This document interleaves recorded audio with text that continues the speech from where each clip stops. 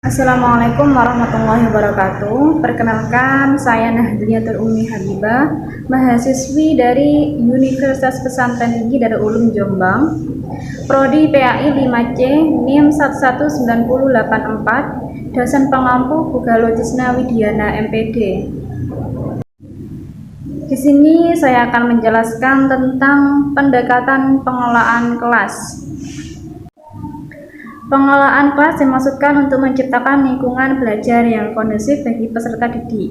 Sehingga apa? Sehingga tercapai tujuan pembelajaran secara efektif dan efisien. Ketika kelas terganggu, guru berusaha mengembalikannya agar tidak menjadi penghalang bagi kegiatan pembelajaran. Jadi pengelolaan dalam pengertian umum adalah pengadministrasian, pengaturan atau penataan suatu kegiatan. Ada beberapa pengertian pengelolaan kelas menurut para ahli, yaitu 1. Menurut rohani, menunjuk kepada pengaturan orang maupun pengaturan fasilitas. 2. Menurut Sudirman N, upaya mendayagunakan potensi kelas. 3. Menurut Usman, prasyarat mutlak bagi proses belajar mengajar. 4. Menurut Marifah Kervalet, seni dalam menyelesaikan pekerjaan melalui orang lain. Dari beberapa ahli, pengertian pengelolaan kelas tersebut dapat disimpulkan bahwa yang dimaksud dengan pengelolaan kelas adalah keterampilan guru dalam menata atau menciptakan dan memelihara sebuah kelas agar suasana pembelajaran dapat terkendali secara optimal, baik ketika pembelajaran dalam kondisi normal maupun ketika ada muncul hambatan dalam pelaksanaan pembelajaran di kelas.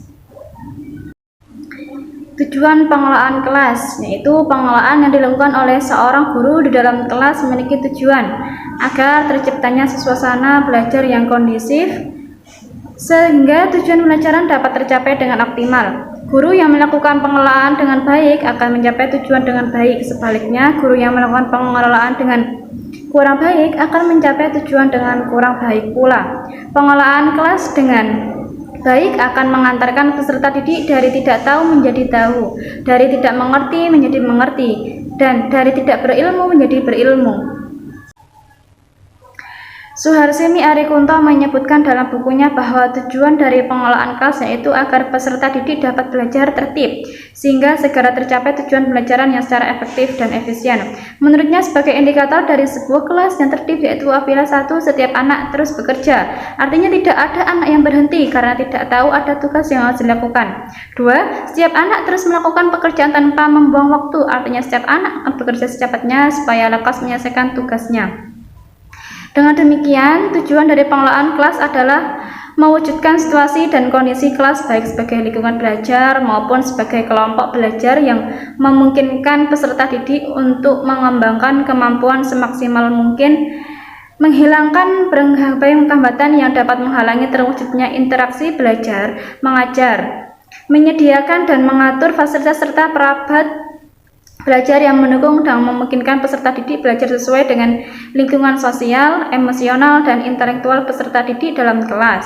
Membina dan membimbing sesuai dengan latar belakang sosial, ekonomi, budaya, serta sifat-sifat individunya. Dapat disimpulkan bahwa tujuan pengelolaan kelas adalah untuk menciptakan proses pembelajaran yang efektif sesuai dengan tujuan yang hendak dicapai. Macam-macam pendekatan pengelolaan dalam kelas.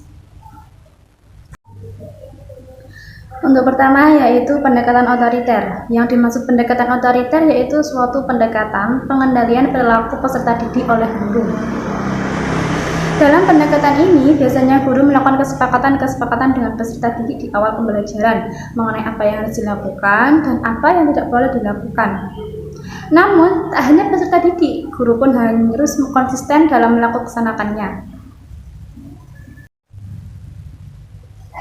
Pendekatan yang kedua yaitu pendekatan intimidasi. Pendekatan ini untuk mengontrol tingkah laku selama proses pembelajaran, namun bedanya pendekatan ini dilakukan dengan memberikan ancaman kepada peserta didik. Seperti contoh, guru memergoki salah satu peserta didik. Kemudian guru berteriak berhenti dengan harapan bisa berhenti, karena dengan kehadiran guru atau kepergok bisa membuat mereka takut. Pendekatan primitif. Pendekatan yang menekankan perlunya memaksimalkan kebebasan peserta didik. Dengan adanya campur tangan guru, hendaknya berperan sebagai pendorong untuk mengembangkan potensi secara penuh. Buku resep. Pendekatan ini berbentuk rekomendasi karena berisi daftar hal-hal yang harus dilakukan oleh guru apabila menghadapi masalah di dalam kelas. Nah, beberapa contoh yang khas untuk pertanyaan yang sering dijumpai. 1. Selalu menegur siswa secara empat mata. 2. Tetaplah konsekuen dalam menegakkan peraturan. 3. Senantiasa meyakinkan diri lebih dahulu akan kesalahan siswa sebelum menjatuhkan hukuman. 4. Jangan memandang bulu. Pendekatan perubahan tingkah laku. Pendekatan ini didasarkan pada prinsip-prinsip psikologi behaviorisme yang mendasari perilaku hasil belajar. Pendekatan elektis bisa disebut juga dengan pendekatan pluralistik yang memiliki potensi untuk dapat menciptakan suatu kondisi belajar yang efektif dan efisien. Instruksional, pendekatan yang mendasarkan kepada pendirian bahwa pengajaran yang dirancang dengan cermat akan mencegah timbulnya manajerial kelas.